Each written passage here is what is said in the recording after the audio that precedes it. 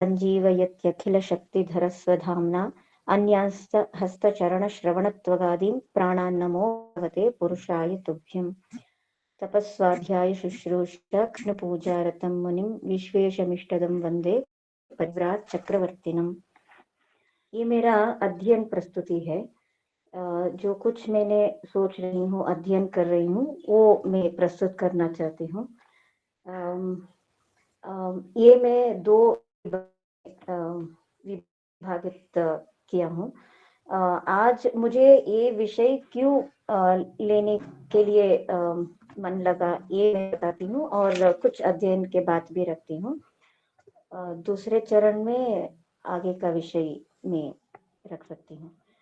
मेरा हिंदी में थोड़ा एक वचन बहुवचन ऐसा गड़बड़ हो सकती है। सुबह सुबह आपके लिए कुछ मनोरंजन भी चाहिए ना, इसलिए मेरा हिंदी थोड़ा गड़बड़ हो सकती है।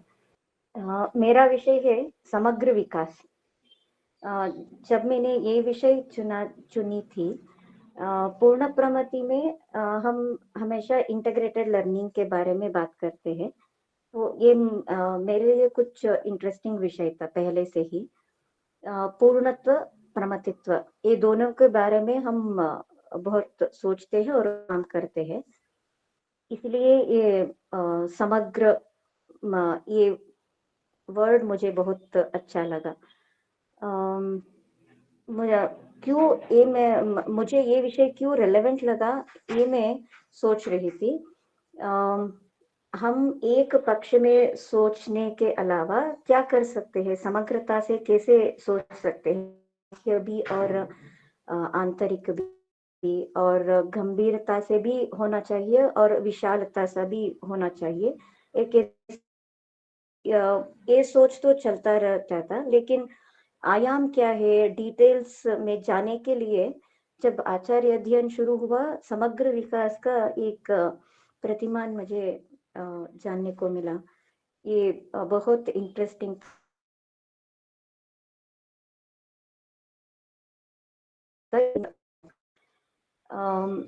ये समग्र विकास सोचने से पहले मैं जब टीचिंग करती थी, अभी थोड़ा कम है, प्रशिक्षण ज्यादा हो गया है।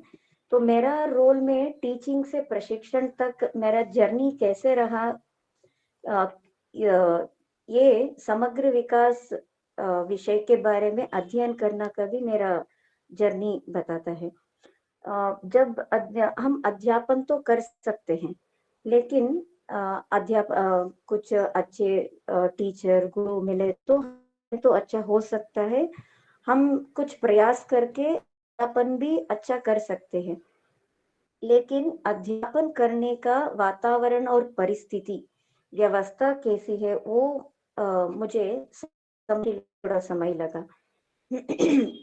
हमारा अध्ययन अध्यापन क्या उनका सही तरीके से हो रहा है, रिजल्ट जो मिलना था वो मिल रहा है, ये सोच रही थी मैं।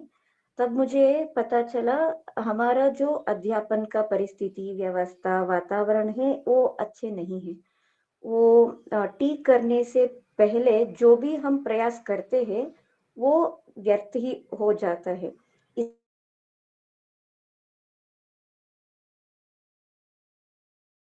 ये मुझे समझने के लिए 10 साल लगा। मेरा थोड़ा धीरे धीरे समझती हूँ मैं। और आचार्य अध्ययन तो मुझे बहुत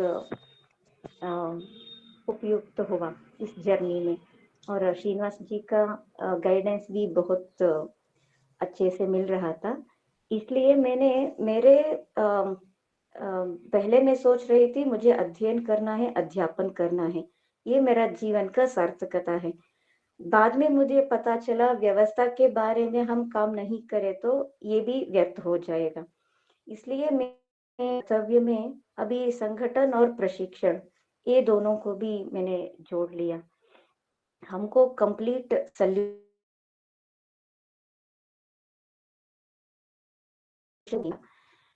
तो मनस्थिति भी परिवर्तन होना है और मानसिक सिद्धता भी होना है, और शिक्षण कैसे करें, उनका सामग्री भी तैयार होना है। ये तीनों आयामों में काम होना चाहिए। इसी चिंतन से मेरा अभी 2 काम चल रहा है। ये है, एक है संगठन और प्रशिक्षण, और दूसरा है शिक्षण में सामग्री पाठ्यक्रम तैयारी करना। ये दोनों काम चल रहा है अभी। जब मैं समग्रता के बारे में सोचती हूँ, मुझे 2 आयाम समझ में आया। एक है चिंतन से समग्रता, और दूसरा है व्यवस्था से। व्यवस्था में क्या-क्या आते हैं उधर, हम सोचते हैं केवल शिक्षण अभी 25 इयर्स तक पोस्ट ग्रेजुएशन हो जाने से उनका शिक्षण तो पूरा होगा, इसके बाद वो काम करने लगेगा, अर्थार्जन करेगा, तो इसके बाद कोई शिक्षण का क्या ज़रूरत है, ऐसा अभी मन है। लेकिन शिक्षण तो सर्व अवस्था में चाहिए, ये तो सार्वकालिक होना है। अ, बाल्यावस्था, किशोरावस्था, प्रौढ़ावस्था, वृद्धावस्था, मरणांत हमको ये शिक्षण चाहिए, ये व्यवस्था होनी चाहिए। और दूसरा है, ये सार्वत्रिक भी होना चाहिए। हम केवल विद्यालय में जाते हैं इसलिए शिक्षण मिलता है, ऐसा भी नहीं है। घर भी एक शिक्षण केंद्र है और समाज भी शिक्षण केंद्र है। सो ऐसे सार्वत्रिक भी होना चाहिए शिक्षण। और तीसरा है, हमारा जो अध्ययन अध्यापन का पद्धति अभी चल रहा है, ये भारतीय पद्धति से नहीं चल रहा है। सो पद्धति के तरीके से भी ये समग्रता से सोचना पड़ेगा। और चौथा आयाम है, कल ताई भी बता रहे थे, हम एक स्थान के लिए, एक व्यक्ति के लिए योजना कर सकते हैं, लेकिन हमारा चिंतन तो वैश्विक होना चाहिए, वो तो समग्र ही होना चाहिए। एक व्यक्ति को हम पढ़ा रहे हैं तो भी वो पूर्ण ही होना चाहिए, तो समग्र चिंतन चाहिए। और जो वर्ग है शिक्षण में आते हैं, शिष्य, गुरु, अभिभावक और समाज, ये चारों आयामों के लिए हमको शिक्षण सोचना पड़ेगा। ये 5 आयाम से व्यवस्था में हम समग्रता से सोच सकते हैं, तो व्यवस्था अच्छे बन सकते हैं, ऐसा मैं समझ गई। और चिंतन में समग्रता लाने के लिए मुझे 2 आयाम मिले, वो तो सर्वांगीण विकास और परमेष्टिगत विकास। ये हम जानते हैं, वो समग्र विकास के लिए इन्हें आगे विस्तार से कहने वाली हूँ। तो ये 2 आयाम, व्यवस्था से और चिंतन से, अब अगर हम समग्रता से चिंतन करें तो समग्र विकास हो सकता है, ये मेरे अध्ययन में मैं अभी पता चला। इसलिए मेरे अध्ययन तो शुरू हुआ राम विद्यापीठ और व्यास विद्यापीठ, पितामह विद्यापीठ और अर्थनिरपेक्ष शिक्षण, ये सारे चिंतन सत्रों में मेरा अध्ययन चल रहा था और आचार्य अध्ययन में भी हो रहा था। बाद में मैंने शुरू किया, हम शिशु अवस्था से शुरू करें अध्ययन कैसे हो सकता है, तो शिशु वाटिका से मेरा अध्ययन प्रारंभ किया। शिशु वाटिका में पहले ये प्रश्न उठाते हैं, भारत में शिशु वाटिका क्यों चाहिए? अभी हमारे पास बहुत कुछ सॉल्यूशन तो था, मॉन्टेसरी है, किंडरगार्टन है, नर्सरी है, ये सारे होने के बाद भी शिशु वाटिका क्यों चाहिए, ऐसा एक चिंतन प्रस्ताव में मिला। इसके लिए एक इंटरेस्टिंग उत्तर मुझे मिला। जो भारत के एक राष्ट्र के लिए चिति होता है, उनका एक अपना संस्कृति होता है, इसके हिसाब से हम विकास का प्लान करते हैं, तो ये अलग तरीके से ही होता है। तो हमारा विकास का चिंतन और वातावरण कैसे होना है, पढ़ाने का पद्धति और विकास का लक्ष्य क्या है, अंततोगत्वा विकास का लक्ष्य है वो मोक्ष पाने का। ये भारत की मनोविज्ञान के आधार पर है। ये सारे मैटर होते हैं, शिशु वाटिका क्यों चाहिए, मॉन्टेसरी क्यों नहीं चाहिए, ये जानने के लिए। ये बहुत इंटरेस्टिंग था मुझे। और इसमें एक मूल चिंतन आते हैं, जैसे विकास कैसे होते हैं। जो भी पाठ्यक्रम हम करेंगे, उनका मूल तत्व क्या होना चाहिए? एक है, हमारे चिंतन में एक अखंडता का तत्व है। हमारा जो जर्नी है, जीव का जो जर्नी है, वो स्थान से या समय से या अवस्था से, किसी बाल्यावस्था, किशोरावस्था, ऐसे अवस्था से कारण ये भंग नहीं होता है। वो जन्म जन्मांतर तक चलते हैं। ये अखंडता एक मूल चिंतन है हमारा शास्त्रों में। और दूसरा है एक ही तत्व, जो हम भगवान कहते हैं, उनका विस्तार ही ये सारा विश्व है। तो हम सब भगवान से जुड़े हैं। वो हमारा और भगवान के साथ एक आत्म संबंध है। ये एक मूल तत्व है। और अ, हमारे चिंतन में हम कर्तव्य के बात करते हैं, अधिकार के बात नहीं। हम जन्मे हैं इस घर में या इस स्थान में, हमारे लिए कुछ कर्तव्य बनता है। वो करने से हमारा पूर्णत्व मिलता है, अधिकार मांगने से नहीं। ये एक मूल तत्व है। और चौथा है जो भी परस्पर और पूरकता, एक चक्रीयता हम देख सकते हैं। अलग अलग जीव राशि, अलग अलग जीवन चक्र है, जीने का सारे अलग अलग भिन्न है। लेकिन एक जीवन चक्र अलग के साथ भिन्न नहीं है, ये पूरक से चलता है। भिन्न है लेकिन पूरक चलता है। एक उधर घर्षण नहीं होता है। एक से एक पूरक चलता है। ये एक तत्व है। चक्रीयता से पूरकता एक तत्व है। और पांचवी है, अ, हम जो आत्म तत्व के बारे में कहते हैं, ये अमर है, अ, नाश नहीं है। आत्मा अमर है, ये एक मूल तत्व है। और हम कर्म सिद्धांत पर चलते हैं। जो भी कर्म हम कर रहे हैं, इसके बाद उसका फल भोगना ही पड़ेगा हमें। तो कर्म कहीं नहीं जाता, वो हमारे पास फल दे के ही रहेगा। ये कर्म सिद्धांत के ऊपर हम सारे काम करते हैं। और और एक है, हमारा लक्ष्य मोक्ष साधन है। हमारा जो एक एक व्यक्ति का अपना अपना पूर्णत्व होता है, वो पूर्णत्व पाने का एक लक्ष्य हर व्यक्ति में, जीव में होता है। वो लक्ष्य मोक्ष साधन एक लक्ष्य है, ये एक मूल तत्व है। और नेक्स्ट आते हैं, ये सारे करने के लिए जो भी व्यवहार हम करते हैं, वो पुरुषार्थ चतुष्टय हम करते हैं, तो पुरुषार्थ करते हैं। ये तो पूरा हमारा चिंतन से व्यवहार तक एक मूल तत्व है। ये सबके लिए, भारतीय के लिए कॉमन रहेगा। इसके ऊपर हमको पाठ्यक्रम, शिक्षण या सामाजिक व्यवस्था कुछ भी करना चाहिए। एक अ, अ, ज्ञान मुझे मिला ये पढ़ने के बाद। अभी इसके विस्तार में जाने के लिए हमको, जैसे मैंने कहा, सर्वांगीण विकास और परमेष्टिगत विकास, वो हम थोड़ा विस्तार में जाएंगे। हाँ, पंचकोश के बारे में हम सब तो जानते हैं।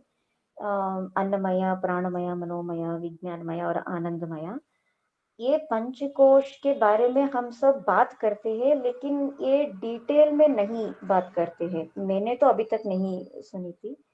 अम, जो पंचकोश उपनिषद में आते हैं, वो भगवान के शरीर ही है, शरीर ही है। वो पंचकोश भी शरीर ही है। लेकिन वो पंचकोश तत्व को हम शिक्षण में कैसे ला सकते हैं, ये डिटेल्स में अभी तक कोई बात नहीं किया है मेरे हिसाब से। तो शिशु वाटिका में वो बहुत डिटेल से दिया है। तो अन्नमय कोश का इधर दो आयामों में बताते हैं हर कोश के बारे में। एक है अन्नमय कोश का विकास माने क्या होता है, और विकास का कारक तत्व क्या क्या हो सकता है। ये डिटेल से हम थोड़ा थोड़ा डिटेल से जाएंगे। अन्नमय कोश का विकास होता है वृद्धि, बलवर्धना, लोच और कुशलता, निरामयता, तितिक्षा। ये 6 आयामों में होता है। वृद्धि तो हम जानते हैं शरीर का पहले छोटा था और वृद्धि होते रहते हैं, ये सहज से होता है। और बल प्राप्त करना, अ, ये भी हमारे माता के गर्भ में था तब भी हमको बल मिलता था, अंगों का वृद्धि हो रहा था, बल प्राप्त हो रहा था। ये एक आयाम है। और लोच है, हम ये फ्लेक्सिबिलिटी कह सकते हैं। और चौथा है कुशलता प्राप्त करना, अ, कर्मेंद्रियों का कुशलता प्राप्त करना। और निरामयता, जो भी अपना आंतरिक अंग है वो अंगों का ठीक से काम करना, वो स्वस्थ रहना, वो निरामयता है। और तितिक्षा, तितिक्षा होता है सहिष्णुता।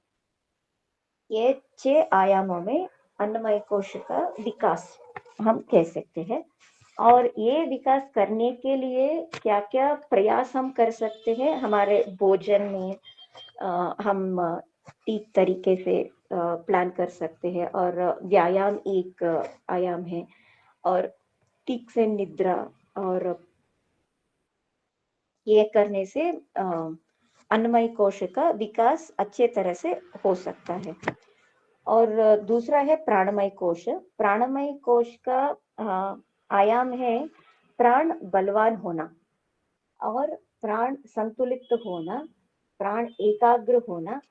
ये प्राण का आयाम है। प्राण बलवान होना, हम ये देख सकते हैं किसी व्यक्ति उत्साहशील होता है, और काम करने का और भी मन करता है, पराक्रम, साहस, प्रवृत्ति होते हैं। ये प्राण बलवान होने का लक्षण है। और दूसरा है संतुलित होना। अ, हमारे प्राण के प्राण होता है ऊर्जा, जो भी काम करने के लिए ऊर्जा है वो प्राण है। तो वो संतुलित, नियंत्रित कैसे कर सकते हैं, कहाँ चाहिए उधर हमको प्राण शक्ति अ, अ, खर्च करना है।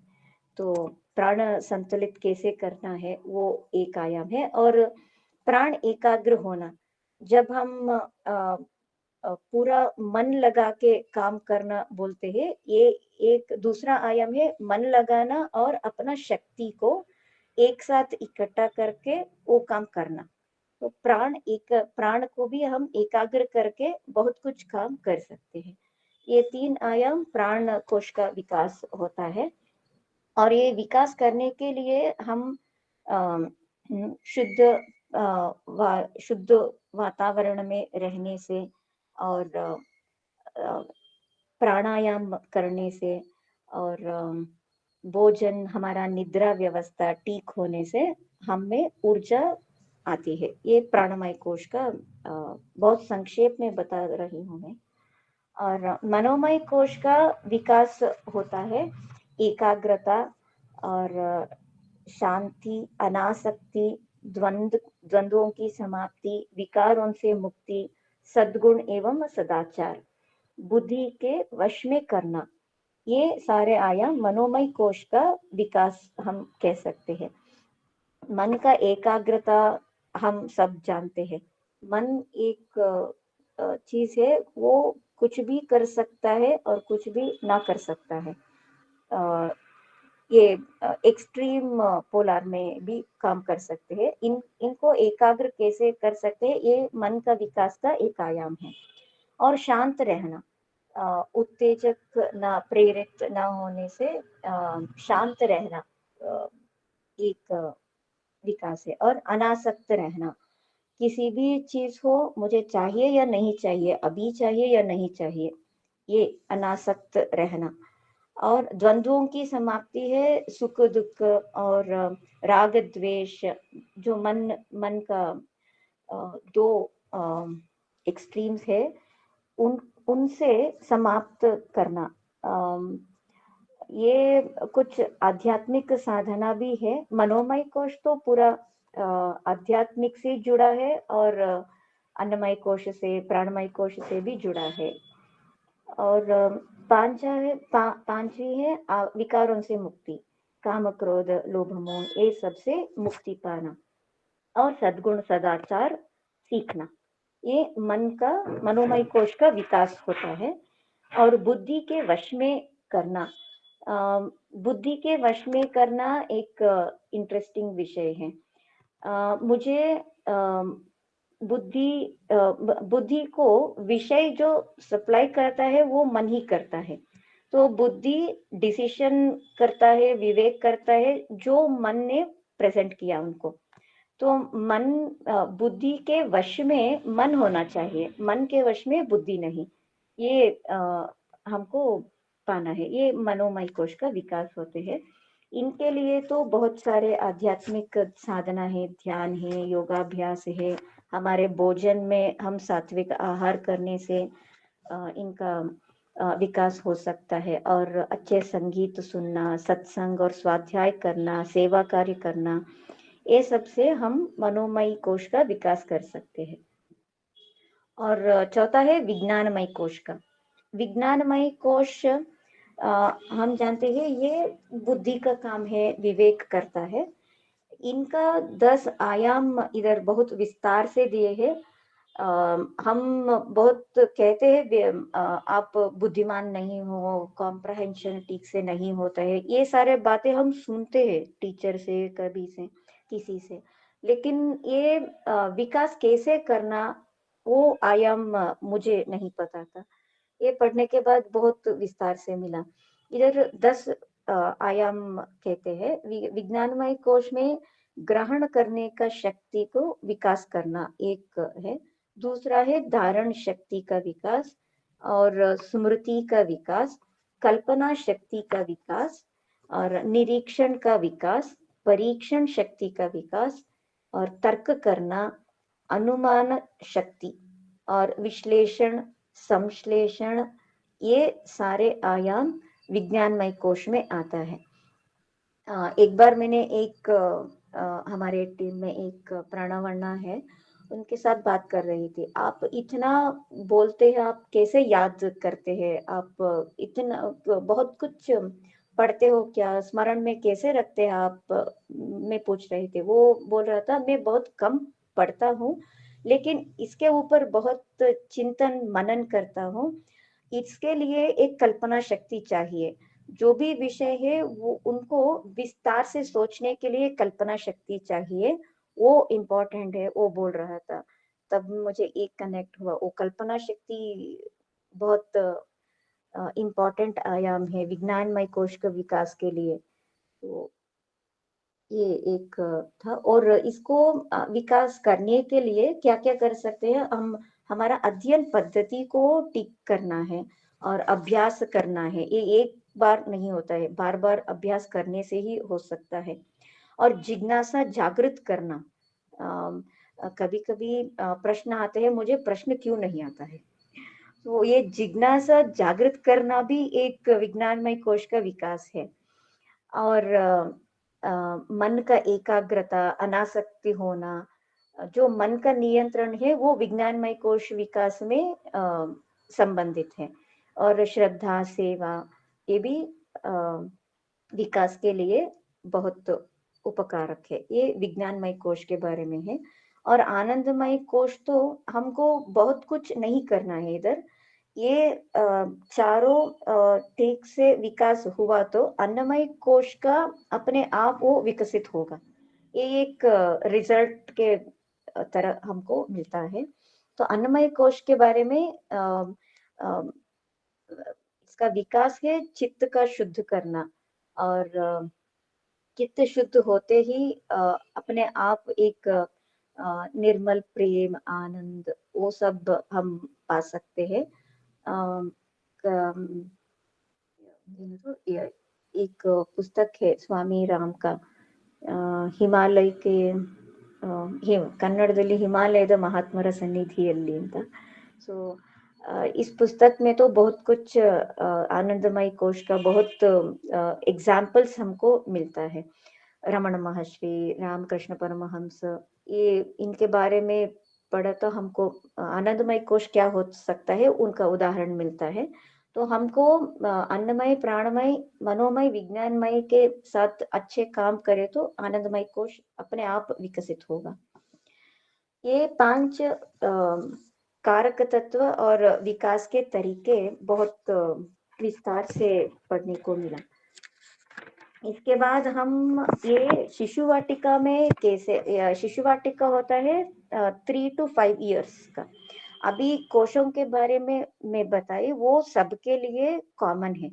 इनको शिशु वाटिका में कैसे अप्लाई करना है, क्या क्या अप्लीकेबल है, ये जानने के लिए हमको थोड़े डिटेल में जाना पड़ेगा। शिशु वाटिका का वयोमिति है 3 to 5 years। 3 to 5 years से शुरू करते हैं, लेकिन इनका बीजारोपण गर्भावस्था से शुरू हो गया है, तो हमको गर्भावस्था से भी अध्ययन करना पड़ेगा। गर्भावस्था हम कहते हैं संस्कारमय गर्भावस्था। भ्रूण का अभी कर्मेंद्रिय, ज्ञानेंद्रिय सब अभी अच्छे तरह से विकसित नहीं हुआ है गर्भावस्था में, इसलिए वो पूरा ज्ञान संस्कारमय चित्त से ग्रहण करता है। वो बहुत पावरफुल है, जो भी संस्कार मिलता है वो ग्रहण करके स्टोर में रखता है, इसलिए वो बहुत इम्पोर्टेंट है। जैसे संस्कार मिला बाद में उसी का विस्तार होगा, तो इसलिए गर्भावस्था का भी बहुत विस्तार से जानना पड़ेगा। अभी शिशु वाटिका में मैं 3 to 5 years के बारे में डिटेल्स में बताऊंगी। इसमें कुछ शिशु वाटिका के कुछ तत्व हैं। तो 3 to 5 years के बच्चे कैसे होते हैं, वो समझ के हमको हमारा पाठ्यक्रम तैयार करना है। एक है इस आयु में बच्चों को विकास का इच्छा जो है वो सहजता से है, इनके लिए कोई प्रयास नहीं करना पड़ेगा, वो सहजता से उनके अंदर ही है, मुझे विकास होना है, ये सहजता से वो है। और दूसरा है ये हम बताने से वो कुछ नहीं करता है, वो अंतः प्रेरणा से करता है। हम सोचते हैं मैं सिखाऊंगी, ऐसे नहीं, वो अंतः प्रेरणा से सीखता है, ये एक मूल तत्व है। और उनका सीखने का तरीका है अनुकरण करना, जो भी देखता है सुनता है वो सब अनुकरण करके वो सीखता है। और संस्कार ग्रहण करना तो निरंतर गर्भावस्था से ही वो शुरू होता है और वो चलते रहेगा, वो निरंतर है। और जिज्ञासा ये भी सहज है। आ, आ, सहज से वो उनको अनेक प्रश्न आता है, जिज्ञासा करता है। और उनका अलग सीखने का तरीका है पुनरावर्तन करना, वो बार बार करना चाहता है, एक बार करने से तृप्ति नहीं होता है, बार बार करने से वो सीखता है। और उनको आनंदमय में रहना अच्छा लगता है, वो आनंद रहता है हमेशा। हम अगर ताड़ने से, पनिशमेंट देने से उनको शरीर के लिए दुख लगता है शायद, लेकिन वो मन से आनंद ही रहेगा, वो उनका सहज स्वभाव है। और वो हमेशा सक्रिय रहता है, वो किसी भी एक जगह 1 घंटा चुपचाप से बैठना ऐसा नहीं है, वो हमेशा सक्रिय रहता है। और लास्ट उनका मूल तत्व है सब उनके लिए खेल है, उनके लिए कोई उद्देश्य पूर्वक वो नहीं सीखता है, नहीं करता है, मुझे जानना है सीखना है, ऐसा कुछ भी नहीं है, सब उनके लिए खेल ही है।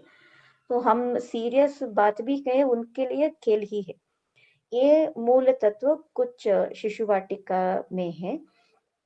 ये अ, ये हमको जान के शिशु वाटिका में कैसे हम उनका पाठ्यक्रम तैयार कर सकते हैं, ये हमको जानना होगा। अभी एक एक कोश में इन तत्वों का कैसे अप्लाई कर सकते हैं, हम ये थोड़ा डिटेल में जाएंगे, थोड़ा संक्षेप में, पूरा डिटेल में। अन्नमय कोश, ये अन्नमय कोश हमारा कंट्रोल में है, हम चाहे तो उनको ठीक तरीके से ट्रेन कर सकते हैं। माता पिता के बहुत दायित्व होते हैं इसमें, खाने का वस्तु क्या है, खाने का तरीका क्या है, और वातावरण कैसे है, ये सब हम कंट्रोल कर सकते हैं। शिशुओं के लिए हमेशा ताजा और गर्म भोजन चाहिए और अपने हाथ का बनाया हुआ का भोजन माँ के पास बैठ के माता के हाथ से खाना और भोजन हमेशा शुद्ध सामग्री से बनाना, रुचिपूर्वक बनाना अ, और खाने के समय अच्छा वातावरण, प्रसन्नता होना, ये सब अन्नमय कोश का बहुत अच्छे विकास करने का तरीके हैं। और निद्रा इस आयु में 3 to 5 इयर्स में निद्रा 10 to 11 आवर्स बच्चों को निद्रा चाहिए। ये रात को जल्दी से सो जाना और सुबह 5 बजे वो सहजता से उठ जाता है। हमको नहीं होता है लेकिन बच्चों के लिए ये सहज है, वो 5 बजे उठ जाता है। लेकिन अ, पूर्व दिन का निद्रा वो ठीक से होना चाहिए और शिशु को फ़ोन आदि नहीं देना और बिस्तर कैसे है, वो भी एक इंटरेस्टिंग बात है। वो निद्रा कैसे ठीक से कर सकते हैं हम इस आयु के लिए ये भी सोचना पड़ेगा और सोने के कमरे में एसी और फैन ऐसे नहीं होना चाहिए, वो सहजता से वातावरण वातानुकूल होना चाहिए। और अन्नमय कोश का और एक आयाम है कर्मेंद्रियों का विकास। उनके लिए कर्मेंद्रिय हाथ जो उँगलियाँ है और अ, पाद है, वो सब अच्छे तरीके से विकास होने के लिए बहुत कुछ एक्टिविटीज हम कर सकते हैं। एक्टिविटीज जो उनको मिट्टी में काम करना और इन क्या आटा आटा पीसना और शुद्ध स्वरों को सुनना, ये उनसे वो संवेदन अंगों को विकसित करने के लिए शुद्ध वातावरण और अच्छा संगीत परिमल वो सब वातावरण में होना चाहिए। और पायु और उपस्था ये जननेंद्रिय और कर्मेंद्रिय है, इनके विकास के लिए शौचालय का जो भी हम ट्रेनिंग देते हैं वो उनको ठीक से कर सकते हैं। और अभी प्राणमय कोश का करने के लिए ये एक है प्राणमय कोश का प्राण भय वो नहीं होना चाहिए। बच्चों को सुरक्षा होना चाहिए। माता के पास जैसे वो सुरक्षित रहता है, वो सुरक्षित मनस्थिति भी होना चाहिए। इससे उनका विकास बहुत अच्छे से होगा। एक इम्पोर्टेंट बात है और मनोमय कोश का तो एकाग्रता वो सहजता से पा सकता है। किसी इंटरेस्टिंग क्रिए एक्टिविटी करने से वो एकाग्र ही होता है और उनको सम्मान चाहिए। हम लालन योग्य शिशु अवस्था कहते हैं, तो सारे घर में जो भी व्यक्ति है उनको सम्मान से प्रेम पूर्वक से बात करना और राग द्वेष न करना, इससे उनका मनोमय कोश का विकास बहुत अच्छी तरह से होता है।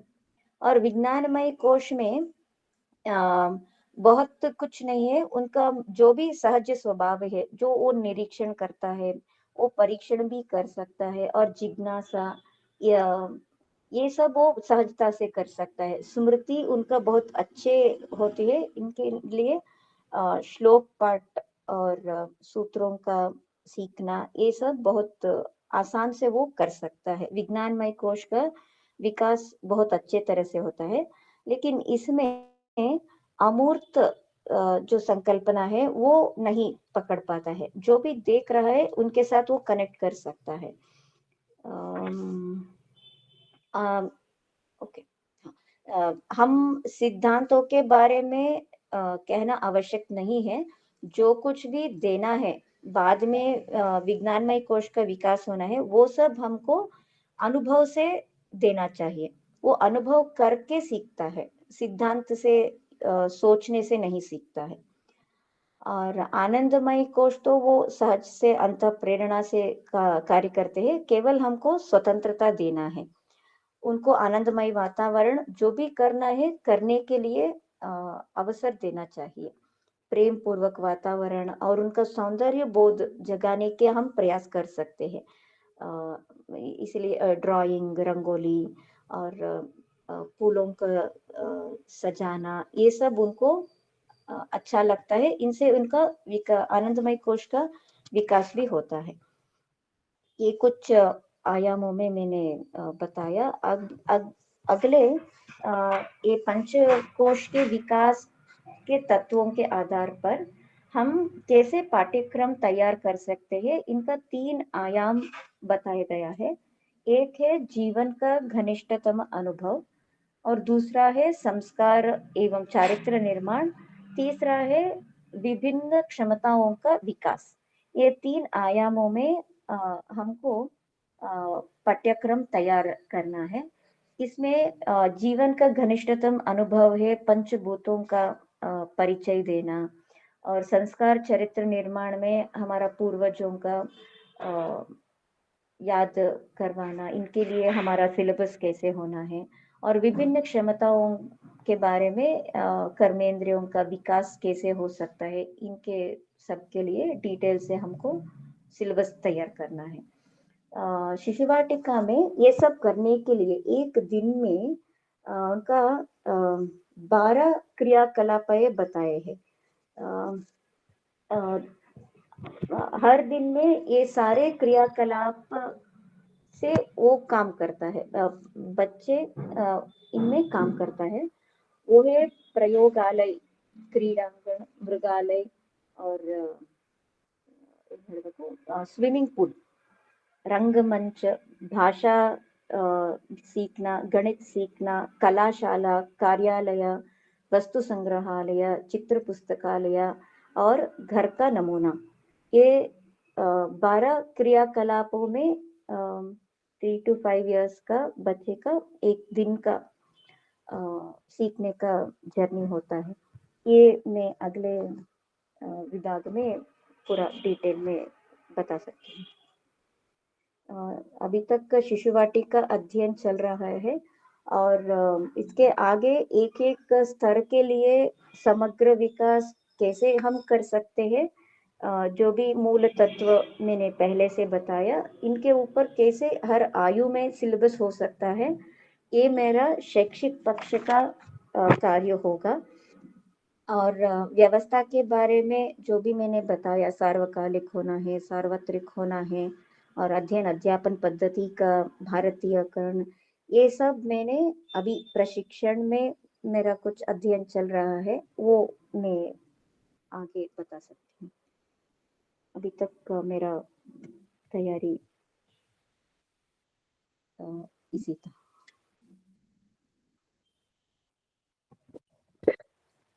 जी लता जी, अभी किसी के कोई प्रश्न है तो हम प्रश्न पूछ सकते हैं, या जिज्ञासा है तो पूछ सकते हैं।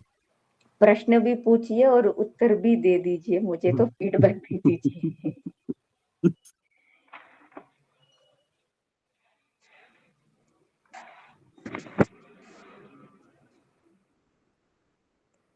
लता जी, जो आप ये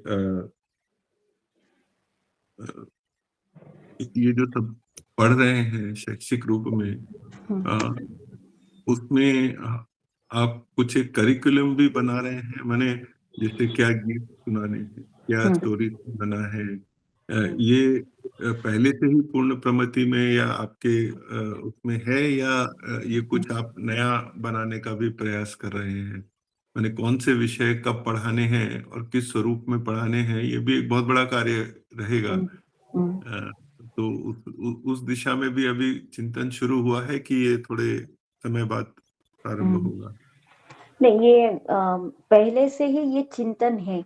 हम पहले थीमेटिक लर्निंग करते थे, तब ये सब आयाम आते थे, लेकिन ये सिद्धांत से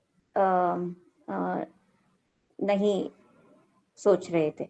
अभी ये सिद्धांत भी स्ट्रांगली मिल गया है, तो थीमेटिक तो है, उनके लिए कुछ सामग्री भी है, कथा, गीत, वो सब अलग-अलग प्लेस में है। अभी वो सबको एक सूत्र में बाँधना है। ये लेसन प्लानिंग तो मैंने शुरू किया है। इसके लिए 2 शिशु वाटिका स्कूल्स भी मैंने विजिट किया था। एक तो विद्या क्षेत्र भी एक विजिट किया था, और सरस्वती विद्या मंदिर है सरजापुर में। उधर पूरा ये जो 12 क्रियाकलापों के बारे में मैंने बताया, वो इसी तरीके से चल रहा है। वो भी मैंने देख के आई हूँ। और शिशु वाटिका पुस्तक अभी कन्नड़ा में भी है। वो तारा का एक वो ट्रांसलेट किया है। इनके साथ मेरा वार्तालाप होता रहेगा। वो इसी से भी मुझे बहुत सहायता मिल रही। जी।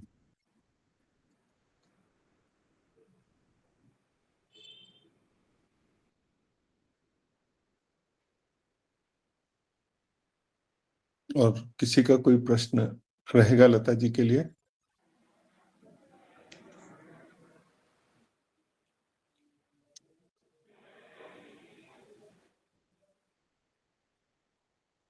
ताई, आप अपनी बात रखेंगे आज की प्रस्तुति पे, और जो भी लता जी ने हम सबके साथ साझा किया।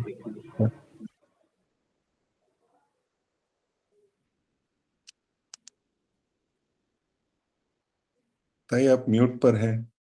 अनम्यूट हुआ क्या? हाँ ताई, अनम्यूट हुआ ताई। हाँ, कितना समय है? ताई, अभी 15 मिनट है। ओहो, अभी 15 मिनट जी ताई। है, तो अभी मेरे लिए ही 15 मिनट है, और कोई नहीं चाहेगा? ठीक है। सिद्धांत के रूप में जब हम निरूपण कर रहे हैं, तो शुरुआत तो हुई थी समग्र विकास से, परंतु निरूपण हुआ पंचकोशात्मक विकास से। तो इन दोनों में अंतर क्या है, ये स्पष्ट होना चाहिए। ऐसा है कि हम एक यदि फ्लो चार्ट बनाते हैं समझो, तो विकास ये ऊपर रहेगा, या समग्र विकास ये ऊपर रहेगा। तो उसके 4 आयाम होंगे: व्यष्टिगत विकास, समष्टिगत विकास, सृष्टिगत विकास और परमेष्ठिगत विकास। जैसे हम समग्र विकास के 2 आयाम कहते हैं ना, एक है सर्वांगीण विकास, उसको कहते हैं पंचकोशात्मक विकास, क्योंकि हमने व्यक्तित्व को एक व्यक्ति को समझने के लिए 5 स्तर माने पंचकोश ये संकल्पना स्वीकृत की है। इसलिए व्यष्टिगत विकास में अन्नमय, प्राणमय, मनोमय, विज्ञानमय, आनंदमय ऐसा आएगा। फिर समष्टिगत विकास के 4 आयाम जो हैं, कुटुंब, समुदाय, राष्ट्र और विश्व, ये 4 आयाम समष्टिगत विकास में हैं। समष्टिगत विकास का अंडरलाइंग सूत्र क्या है? विश्व भर में जितना भी मनुष्य नाम से आविर्भाव है, उन सभी के संदर्भ में हमारा प्लेसमेंट, हमारा व्यवहार, हमारा कर्तव्य, हमारा आदान प्रदान की शैली, ये समुदायगत विकास माने समष्टिगत विकास में आएगा। तीसरा है सृष्टिगत विकास। तो मनुष्य, प्राणी, वनस्पति, महाभूत माने पदार्थ, ऐसे में जो विश्व की रचना हुई है, तो मनुष्य का तो समष्टिगत विकास में आ गया। शेष जो है उसके 2 भाग हुए, एक में प्राणी जगत है और वनस्पति जगत है, वो सृष्टिगत विकास, और फिर पंचमहाभूतात्मक विकास, नहीं सॉरी, ये तीनों ही सृष्टिगत विकास में आ गया। प्राणी जगत, वनस्पति जगत और पंचमहाभूतात्मक जगत, ये सारा सृष्टिगत विकास में है। तो एक एक व्यक्ति का इन सभी के साथ जो संबंध है, उसके आधार क्या है? उसका स्वरूप क्या है, व्यवहार के लिए निर्देश क्या है, ये सृष्टिगत विकास हुआ। और परमेष्ठिगत विकास माने ये जो मूल कारण रूप परमात्मा है उसके साथ हमारा कैसा संबंध है, हम उसके ही अंश हैं, तो कैसे उसकी अनुभूति कैसे होगी, ये परमेष्ठिगत विकास है। तो समग्र विकास के दो आयाम, उसमें एक तरफ है व्यक्ति और दूसरी तरफ है समष्टि, सृष्टि और परमेष्ठि। जब हम सिद्धांत के रूप में निरूपण करते हैं तो वो दोनों होना चाहिए। इसका और एक लॉजिक क्या है कि व्यक्ति के नाते हमें कुछ पोटेंशियल्स प्राप्त हुए हैं, हमारी संभावनाएं हैं। मैं हमारा शरीर कैसा होगा, कैसा हो सकता है, हमारी मनस शक्ति कैसी है, कैसी हो सकती है, विकास कैसे होगा। उसका विकास होने का अर्थ है पोटेंशियल को पूर्ण रूप से प्राप्त करना अथवा अभिव्यक्त करना। बुद्धि की संभावनाएं कितनी हैं, हृदय की संभावनाएं कितनी हैं, ये हमें एक व्यक्ति के रूप में जो पोटेंशियल प्राप्त हुआ है, जो संभावनाएं प्राप्त हुई हैं, उनको पूर्ण रूप से मैनिफेस्ट करना। स्वामी विवेकानंद की जो परिभाषा है ना, education is the manifestation of the perfection already in man. हमारे अंदर ये सारी क्षमताएं हैं, उनको प्रकट करना, मैनिफेस्ट करना, ये व्यष्टिगत विकास हुआ। इसी को हमने पंचकोश की संकल्पना में बांधा है, अन्नमय, प्राणमय, मनोमय, विज्ञानमय और आनंदमय। तो ये तो व्यष्टिगत विकास ही हुआ, माने हमारा अपना जो इननेट सामर्थ्य है वो सामर्थ्य संपादन करना। अब उसका दूसरा आयाम बहुत महत्वपूर्ण है कि मेरे पास शरीर का सामर्थ्य है, प्राण का, मन का, बुद्धि का, हृदय का सामर्थ्य है, इसका विनियोग कहाँ करना है? तो सबसे पहले समष्टि में करना है, फिर सृष्टि में करना है, फिर परमेष्ठि में करना है। तो that is even more important than व्यष्टिगत विकास। मेरा सामर्थ्य ये एक भाग हुआ और सामर्थ्य का विनियोग ये दूसरा भाग हुआ। तो मेरा प्लेसमेंट इस पूर्ण यूनिवर्स में कहाँ है, मैं कैसा हूँ, कौन हूँ, कैसे मैं अधिक बलवान, अधिक शक्तिमान, अधिक सामर्थ्यवान हो सकता हूँ, ये एक भाग हुआ। और फिर मैं इस सामर्थ्य का उपयोग कैसे कर सकता हूँ, कैसे मुझे करना चाहिए, ये दूसरा भाग हुआ। तो पंचकोश और समग्र विकास, इन दो में अंतर है। समग्र विकास की बात करेंगे तो वह पूर्णता, विकास की संकल्पना की पूर्णता होगी। केवल पंचकोशात्मक बात करेंगे तो केवल व्यक्ति का रह जाएगा। अब ये इतना प्रचलन में क्यों है? समग्र विकास संकल्पना माने ये शब्दावली प्रचलन में इतनी नहीं है जितनी पंचकोश की है। हम सब पंचकोश कहते ही इतने आकर्षित हो जाते हैं, और ये व्यक्तित्व विकास है पंचकोश।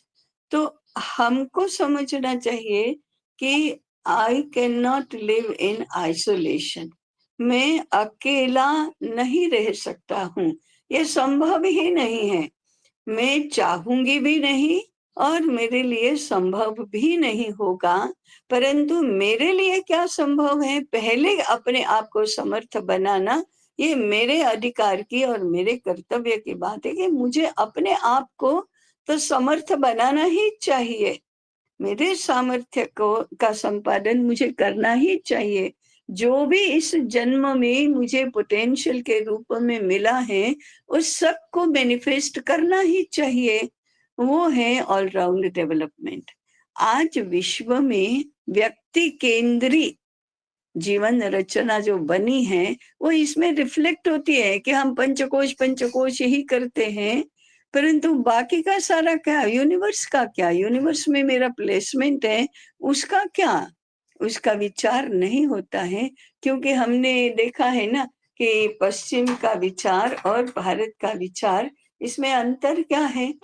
मेरे लिए पूरा ब्रह्मांड ये व्यक्ति केंद्रीय विचार पद्धति का सूत्र है, और वो संपूर्ण ब्रह्मांड के लिए मैं ये भारत स्पेसिफिक विचार करने की पद्धति है।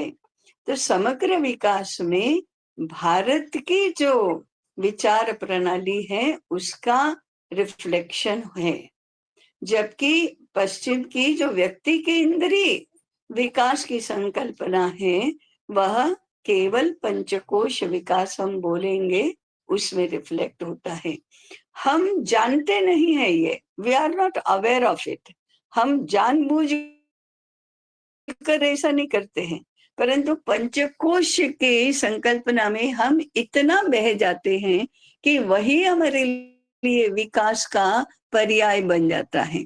हाँ, मन की एकाग्रता बढ़ाओ, बुद्धि का सामर्थ्य बढ़ाओ, मन तेजस्वी बुद्धि प्राप्त करो, स्मरण शक्ति बहुत बढ़ाओ।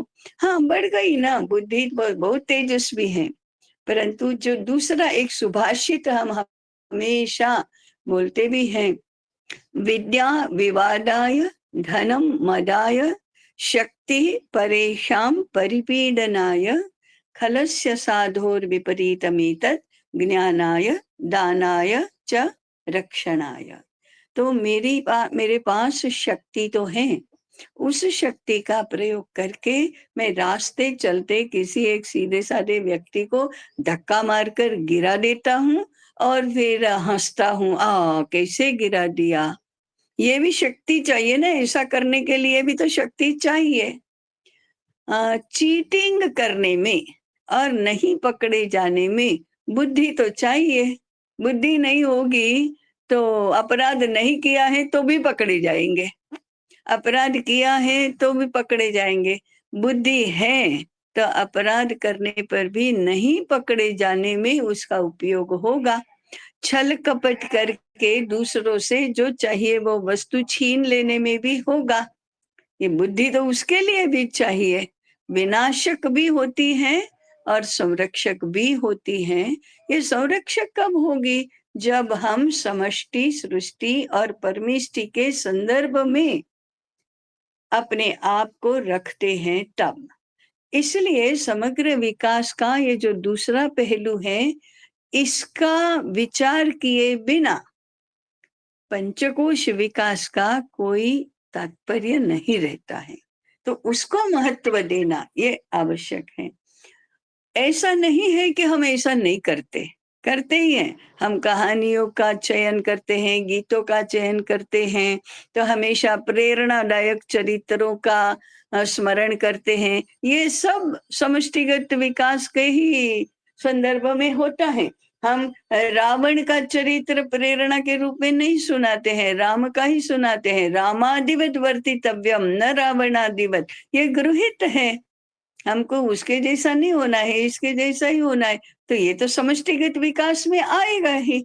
तो गृहीत मानकर हम शेष तीनों का विचार करते हैं, परंतु गृहीत मानकर बहुत लंबा चल नहीं सकता है, क्योंकि आज ये जो गृहीत है वही तो नष्ट भ्रष्ट हो गया है। दूसरों का विचार करने की क्या आवश्यकता है, ऐसा ही होता है। हम भारतीय हैं, इसलिए संस्कारवश पारंपरिक संस्कार जो हैं उसके कारण से अच्छाई क्या है, दूसरों का भला करना, इसी में अच्छाई है, यह हमारा गृहीत है। परंतु हमारी एक्सप्लिसिट व्यवस्थाएं और व्यवहार जो है वो सबकी भलाई करना इस हिसाब से नहीं होता है। अभी अर्थ क्षेत्र ही देखो ना, व्यवसाय इस दृष्टि से नहीं चयन किए जाते कि किसी का नुकसान नहीं होना चाहिए। तो ये जो एक्सप्लिसिटली हमें समष्टिगत सृष्टिगत और परमेष्टिगत विकास की बात करनी होगी, क्योंकि ये गृहीत मानकर नहीं चलेगा। क्योंकि आज व्यक्ति केंद्रीय और भौतिक स्वरूप विकास का ये बहुत प्रचलन में है और स्थापित हो गया है। इसलिए समग्र विकास के दोनों पहलुओं का विचार एक साथ करना चाहिए और हमारे सिद्धांत में भी वह आना चाहिए, करिकुलम डेवलपमेंट में भी ये आना चाहिए, अध्ययन अध्यापन पद्धतियों में भी ये आना चाहिए, व्यवस्था में भी ये आना चाहिए। ऐसा केवल पंचकोश का विकास किया तो हमारे कक्षों में प्लास्टिक का फर्नीचर जस्टिफाई हो ही जाएगा। इसमें क्या है, लकड़ी का और प्लास्टिक का, इसमें क्या अंतर है? प्लास्टिक सुविधाजनक है, प्लास्टिक सस्ता भी है, प्लास्टिक इजीली मूवेबल भी है, तो ये तो विचार हो जाएगा। परंतु जब हम सृष्टिगत विकास का विचार करते हैं तब ये अलाउड नहीं है, ऐसा हम कहेंगे। इसलिए समग्र विकास का ये जो दूसरा पहलू है, समष्टिगत, सृष्टिगत, परमेष्टिगत, ये बहुत आवश्यक है। शिशु वाटिका में भी उतना ही आवश्यक है और युवावस्था की शिक्षा में भी उतना ही आवश्यक है और कुटुंब शिक्षा में भी और सार्वत्रिक शिक्षा में भी ये बहुत आवश्यक है। तभी विकास का ये जो प्रतिमान है ये पूर्ण होता है, नहीं तो एकांगी होगा और व्यक्ति केंद्रीय ही होगा। हम व्यक्ति के बारे में ही विचार करते रहेंगे, पूर्ण परमेष्टि के बारे में, उसके संदर्भ में विचार करना हमारा रह जाएगा। तो समाज शास्त्र, अर्थशास्त्र, राज्य शास्त्र, उत्पादन शास्त्र, पर्यावरण शास्त्र आदि बातों में कुछ सिद्धांत हमको मिलेंगे नहीं। सिद्धांत तो तभी मिलेंगे जब हम समष्टिगत, सृष्टिगत और परमेष्टिगत का विचार करेंगे और उसके अनुसार शिक्षा योजना बनाएंगे। इतना मुझे ध्यान आकर्षित करना था। अब इसमें समय है और प्रश्न है तो कर सकते हैं। धन्यवाद ताई, मेरे मन में था लेकिन छूट गया। सॉरी। मैंने कहा ना कि भारतीय होने के कारण से संस्कार वश हम अच्छाई के मापदंड सृष्टिगत, परमेष्टिगत विकास के अनुकूल बना लेते हैं, परंतु व्यवस्था और व्यवहार में आज वो नहीं है, कानून में नहीं है, सिद्धांत में नहीं है। इसलिए इसका विशेष रूप से उल्लेख करना चाहिए। समय हुआ है, 7:01 हुए हैं, हमें समापन करना चाहिए। जी। सर्वे भवन्तु सुखिनः, सर्वे सन्तु निरामयाः, सर्वे भद्राणि पश्यन्तु, मा कश्चित् दुःखभाग् भवेत्। ओम शांति शांति शांति।